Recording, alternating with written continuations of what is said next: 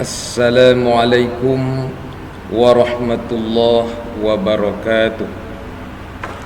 Alhamdulillah, asyhadu an la ilaha illallah wa asyhadu anna Muhammadan abduhu wa rasuluh la nabiyya ba'dah. Alhamdulillah, pada kesempatan ini kita bisa bertemu kembali dalam rangka meneruskan pelajaran kita pendidikan agama Islam. Semoga Allah Subhanahu wa taala memberikan keselamatan dan kesehatan kepada kita semua.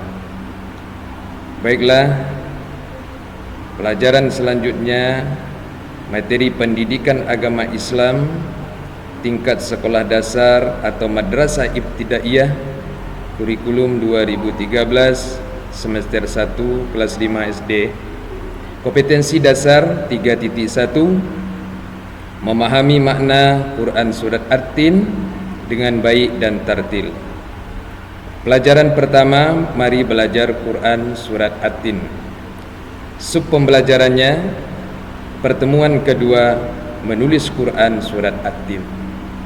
Sebelum kita jelaskan tata cara penulisan Quran Surat At-Tin, terlebih dahulu silakan tekan subscribe berwarna merah di bawah video ini, kemudian tekan likes dan bunyikan loncengnya agar kamu mendapatkan video-video pembelajaran tentang agama Islam kelas 5 SD. Dan gratis, tidak dipungut biaya. Yang sudah subscribe kami ucapkan terima kasih, yang belum silakan tekan subscribe di bawah video ini. Adapun tujuan dari pembelajaran, setelah mendengarkan penjelasan materi berupa video, sound atau membaca teks atau mengamati gambar, peserta didik dapat: 1. Peserta didik dapat mencontohkan perilaku saling mengingatkan dalam hal kebajikan sebagai implementasi dari pemahaman Quran Surat At-Tin seperti di gambar, ya. Kita memberikan nasihat kepada yang muda, yang tua memberikan nasihat kepada yang muda, kemudian memberikan nasihat kepada teman-teman agar supaya melaksanakan sholat Jumat. Ini contoh mengingatkan dalam hal kebajikan. Kemudian tujuan yang kedua, melalui pembelajaran jarak jauh, daring atau luring, peserta didik dapat menulis Quran Surat At-Tin dengan baik dan benar. Mari kita awali pelajaran kita dengan membaca Bismillahirrahmanirrahim. Dilanjutkan dengan berdoa, Rabbi zidni ilma warzuqni fahma. Amin. Nah, menulis surat At-Tin, di antara manfaat menulis Al-Quran adalah melatih keseimbangan fungsi otak kanan dan kiri. Pada saat seseorang menulis, maka secara tidak langsung ia pun diharuskan membaca. Jadi dalam satu waktu ada dua kegiatan sekaligus, yaitu melatih kemampuan membaca dan menulis. Jika membaca fokus pada identifikasi masalah, maka menulis fokus pada penyelesaian masalah, sehingga tahapan kerangka berpikir secara sistematis seseorang lebih sempurna. Nah, salah satu nama dari Al-Quran adalah Alkitab. Bahkan Alkitab lebih banyak disebut di dalam Al-Quran, sebanyak 230 kali. Sedangkan Al-Quran hanya disebut di dalam Al-Quran sebanyak 58 kali. Artinya Alkitab lebih banyak disebutkan di dalam Al-Quran. Nah, Al-Quran berarti bacaan, sedangkan Alkitab artinya tulisan. Lebih banyak penggunaan kata Alkitab daripada kata Al-Quran. Ini menunjukkan tingginya anjuran Al-Quran untuk menulis, tanpa menyampingkan pentingnya membaca pada saat yang sama. Maka pantas Allah Subhanahu wa ta'ala memerintahkan orang-orang yang beriman ketika mereka jual beli, hendaklah mereka menulis apa yang mereka jual dan apa yang mereka beli, agar mereka tahu berapa harga dan berapa pengeluaran mereka hari ini, agar tetap ingat. Maka oleh karena itu begitu pentingnya menulis dalam anjuran ajaran agama kita.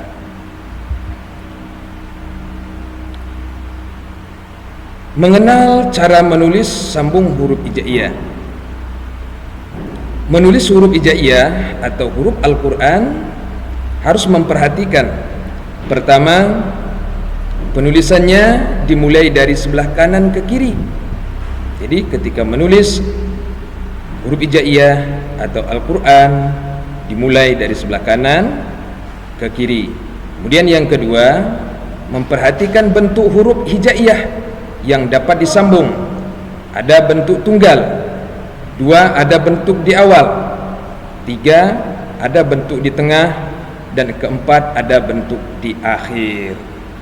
Kemudian yang ketiga, memperhatikan posisi huruf hijaiyah atau huruf Al-Quran. Nah, seperti ini. Nah, ini huruf alif tunggal, ya.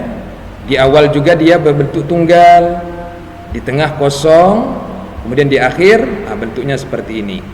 Nah, kemudian huruf ba, ini ba tunggal. Nah, kemudian kalau awal menulisnya ketika bersambung bentuknya seperti ini. Kemudian kalau di tengah nanti dia akan berubah seperti ini lagi, berada di tengah. Kemudian kalau berada di akhir kalimat dia akan berubah seperti ini.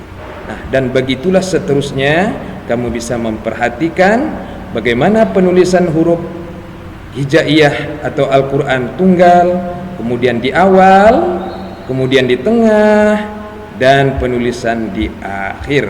Nah, bisa kamu lihat di gambar yang ada di video ini.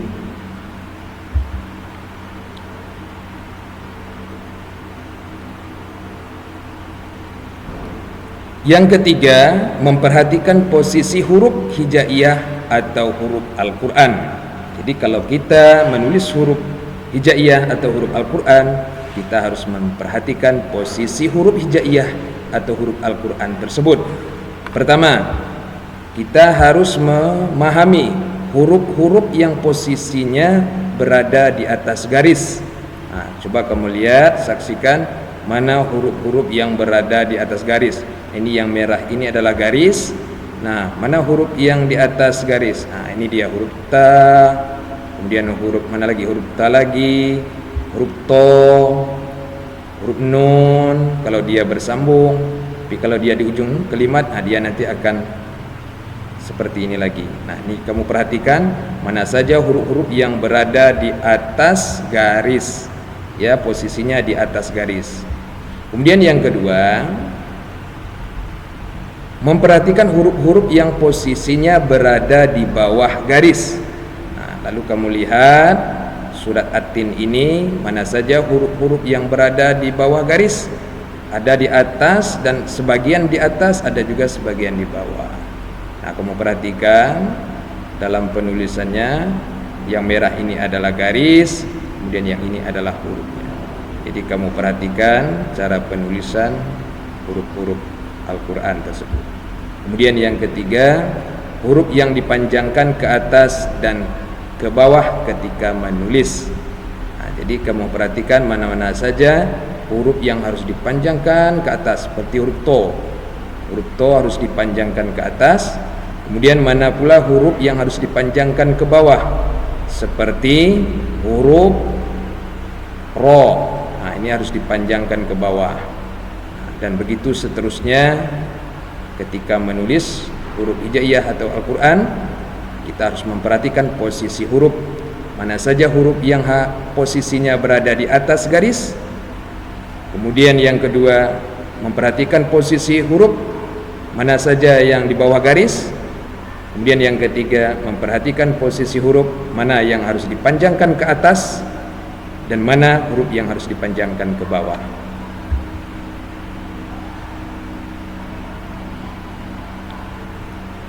Setelah melihat tata cara penulisan Quran Surat At-Tin ayat 1 sampai 8, siswa mampu menulis Al-Quran dengan baik dan indah.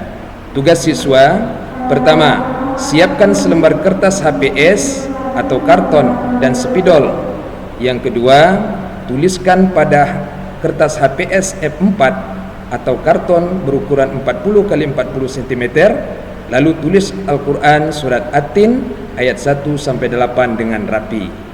Kemudian yang ketiga, hiasi area di sekitar ayat tersebut dengan pensil berwarna bebas, yang penting indah dan menarik. Kemudian yang keempat, foto karyamu tulisan Quran Surat At-Tin ayat 1 sampai 8, lalu kirimkan hasil karyamu kepada gurumu melalui WhatsApp untuk dinilai. Kemudian yang kelima, beri bingkai karyamu tersebut untuk hiasan di kelas tempat kamu sekolah. Silakan mau pilih yang nomor 1, nomor 2 atau nomor 3 ini. Silakan kamu pilih, yang penting indah menurut kamu dan indah dipandang oleh orang lain. Semoga semakin hari tulisan kamu semakin baik dan indah dipandang. Alhamdulillahirabbil alamin. Inilah materi kita tentang tata cara penulisan Quran Surat At-Tin ayat 1 sampai 8. Sebelum kita tutup, bagi yang belum subscribe dan like serta loncengnya, silakan subscribe di bawah video ini. Terima kasih. Billahi taufiq wal hidayah. Wassalamualaikum warahmatullahi wabarakatuh.